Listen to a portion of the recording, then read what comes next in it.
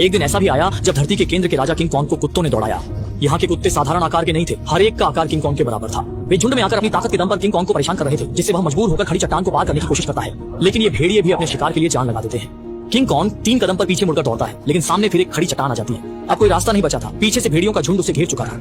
एक बड़ा भेड़िया सबसे पहले काबू नहीं रख पाता और ललचाने वाले भोजन की ओर झपटता है, लेकिन किंग कॉन्ग एक कदम पीछे हटता है और भेड़िया उसके द्वारा लगाए गए जाल में गिर जाता है। फिर वह एक पेड़ के तने को उठाता है जो बेलों से बंधा होता है और तने को खींचकर एक यंत्र चालू करता है, जिससे ऊपर से अनगिनत बड़े पत्थर गिरने लगते हैं। भेड़ियों का बड़ा हिस्सा तुरंत मारा जाता है या घायल हो जाता है। किंग कॉन्ग जानता है कि वह अभी भी कमजोर है, इसलिए वह पास ही एक भेड़िया को पकड़ता है, सिर के ऊपर उठाता है और जोर से खींचता है।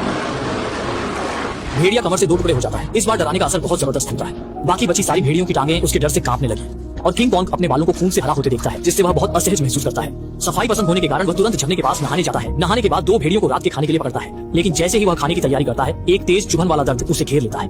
असल में गोरिल्ला को भी दांत में कीड़ा लग सकता है और इस समय एक छिपकली उसका खाना छीनने आ जाती है। धरती के केंद्र में किंग कॉन्ग की हालत सच में खराब है। कभी भेड़िए पीछा करते हैं तो कभी खाना छीन लेते हैं, और अगर खाना है भी तो दांत दर्द के कारण खा नहीं सकता। अचानक किंग कॉन्ग को अपने जैसे किसी की चीख सुनाई देती है। वह उत्साहित होकर आवाज की ओर दौड़ता है। एक चक्कर लगाने के बाद वह थोड़ा निराश हो जाता है।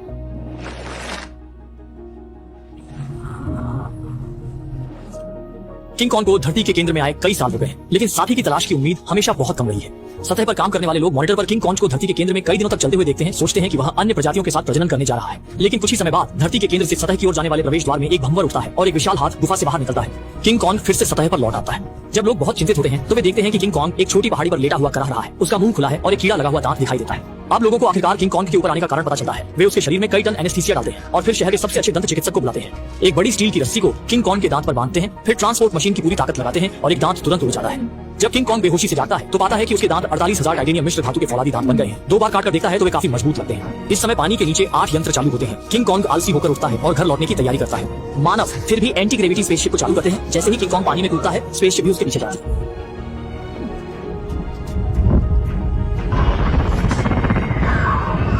जब सभी लोग अपनी आंखें खोलते हैं तो स्पेसशिप पहले से ही धरती के केंद्र में पहुंच चुकी होती है। किंग कॉन्ग बेसब्री से घर लौटकर स्वादिष्ट भोजन का आनंद लेना चाहता है, जबकि स्पेसशिप पर लोग बिजली के पक्षी के हमले से चिंतित होते हैं। वे स्पेसशिप का रंग बदल देते हैं और सफलतापूर्वक नए परिवार में घुल मिल जाते हैं। फिर वे धरती के केंद्र के पहले चौकी पर पहुंचते हैं, लेकिन यहाँ की हर चीज पूरी तरह से नष्ट हो चुकी होती है।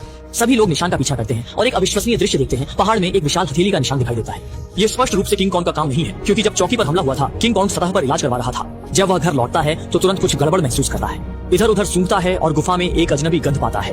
वह एक बड़ी चट्टान को हटाता है, अंदर छिपी हुई युद्ध कुल्हाड़ी निकालता है और गंध का पीछा करते हुए एक नई दरार तक पहुंचता है। किंग कॉन्ग बिना कुछ कहे सीधे कूद जाता है।